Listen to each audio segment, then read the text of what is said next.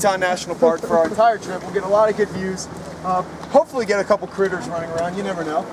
And as I said before, you're only with me for about an hour and 45 minutes. And there's a lot of stuff we could talk about. It's a pretty big national park. So it's in your best interest to bombard me with all sorts of questions as we're going down the river today. That way I know what you're interested in talking about, and I'm not standing up here telling you stuff that's putting you to sleep. Lots of stuff to cover today. It's great already. I love it already. Yeah. What kind of trees have we going there now? Are they the dogwood? The main trees we're going to see are blue spruce trees, cottonwoods, a couple aspens, and a couple willows. Alright, it's just without it on broadside. That's the only reason it's like that. You want to hold that? You want them to have your rope? Yeah. Got your rope here? Hang on to your rope. Yeah. Not worried. It just gives you something, you know. Yeah. Possibly slightly below average, fairly low. They're actually controlled by the Jackson Lake Dam, which is a little north of us. And they're actually releasing a lot of water right now because Idaho is experiencing a lot of droughts. So they're giving them a bunch of water, so it's going to get really low here soon. But right now it's fairly low. We can move down tomorrow. Where am I going to go? Move this way.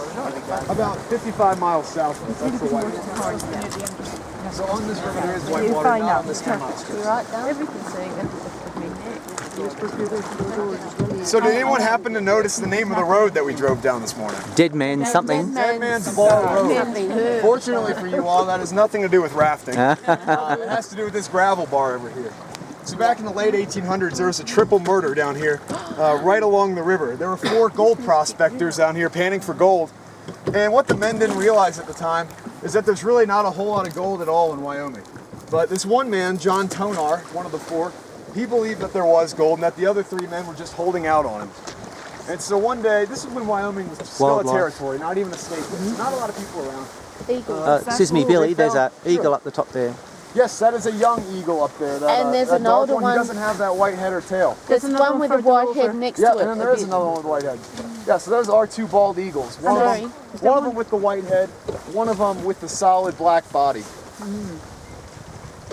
And so those young eagles, they won't get that white head until they're about 5 years old. There are actually 2 with white heads. Yeah. One even further There's down. one further So down. 3 eagles sitting all in the same Mum and Dad spot. and baby. Yeah. Matt and Emma. These eagles can live up to 40 years out here, so Wow. they don't even become mature until they're about 5 years old. Sorry, back to Yeah. Dead Back Man. to the So they found, Thank you. so this one man, John Tonar, thought there was gold when there really wasn't, and he thought the other 3 men were just holding out on him. And so one day they found those other 3 men murdered on this bank, and the court was down in Evanston. They went and they arrested John Tonar for murder and took him down to the court in Evanston, which is a long way to go by horseback. And in court, he actually pled self-defense and won his case and was acquitted of all of his charges. And upon further investigation of the bodies of the victims, they found that the murder wounds were actually in the back of the head, meaning it really wasn't self-defense at all. But as I said, the court was all the way down in Evanston. They couldn't get that information down to the court in time on horseback, so they had to let him go. Double jeopardy rule, you can't get charged for the same crime twice. So they had to let him go. But shortly thereafter, John Tonar went missing and was never seen again. And so they believe that a little mountain justice caught up with him. Was that the subject of the film Deliverance? You know, there was, remember that famous film, Deliverance? Oh yes, I know the movie. I do. Creepy, Yeah. these guys are going into the woods and they get killed. Let's hope we don't hear any banjos as we're going down the river. It's a bit. Ding, ding, ding, ding, Ding, ding, ding, ding. ding. It's a bit like that movie with Humphrey Bogart in it, where they got gold fever. Oh, at the High Sierra. Treasure of the Sierra Madre. Oh right. Yeah, they got gold fever and this guy killed his partners and they thought that they were holding out on it. So, similar story. That's it, Treasure of the Sierra Madre. You ladies have a worried look on your face. What's behind us? What's ahead of us? What's ahead of us? I can't see. I didn't know where he was going, but I thought he was going to the bank. He's tough work, yeah. So if we are going to come across a moose, which is possible, chances are that's going to happen in the last 2 miles of our trip. They like this really bushy green area that you see over here. They don't like these spruce trees and stuff that you see over there. And in the last 2 miles, this is what it's like on both sides of the bank. So that's where we see them most often. It is possible to see them at any point throughout the trip, but recently when I've been seeing a moose, it's been in that last 2 miles. I'll let you know once we hit that section so you can really start keeping your eyes peeled. It is. But as I said, there are lots of opportunities to see animals. Any animal that you can find in the greater Yellowstone area has been seen right here on this stretch of river. It's just a matter of right place, right time.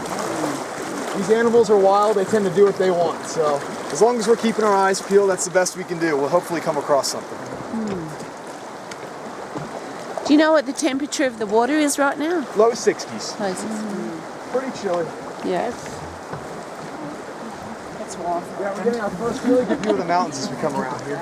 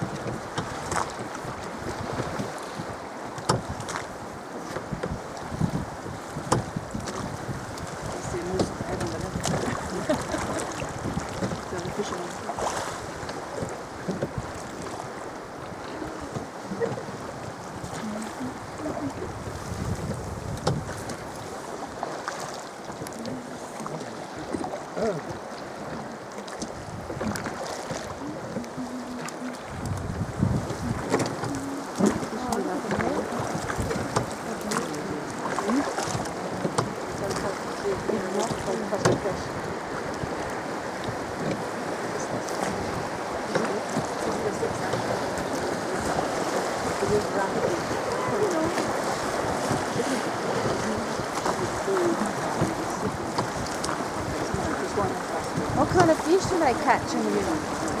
The main species of fish that the fishermen out here are catching is the fine-spotted cutthroat trout. So they kind of look like a brown trout a little bit, not quite as big. But they're not fishing them because of their size. They're fishing for them because they're unique to this area. This is one of the only places in the world you can catch this species of fish. So it draws a lot of people from all over the world. There's a fisherman over there. Yes, they are. Yep. Sorry, could you repeat the species of trout again? The fine-spotted cutthroat trout. And they're called the cutthroat trout because they have these two red slashes beneath their chin. Fine spasses. Fine spasses. Tongue twister, isn't it?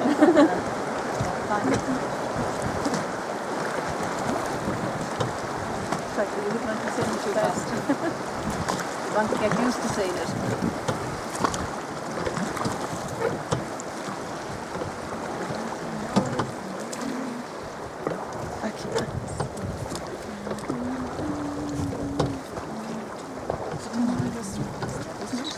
Do you have any beaver in there?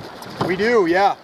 We probably won't see any beavers today. They tend to come out in the really early morning and really late afternoon. It's possible, but probably not. But we'll see a lot of evidence of beavers along the way. A lot of beaver work, chop down trees from beavers, stuff like that. We'll actually come by an active beaver lodge. So it's still in operation by those beavers.